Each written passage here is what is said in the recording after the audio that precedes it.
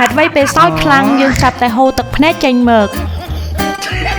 កំពុងតែសោចសប្បាយសុកសុកស្រាប់តែទឹកភ្នែកហូរមកតក់ៗដោយគេធ្វើបាបហេតុអ្វីបានជាវាអញ្ចឹង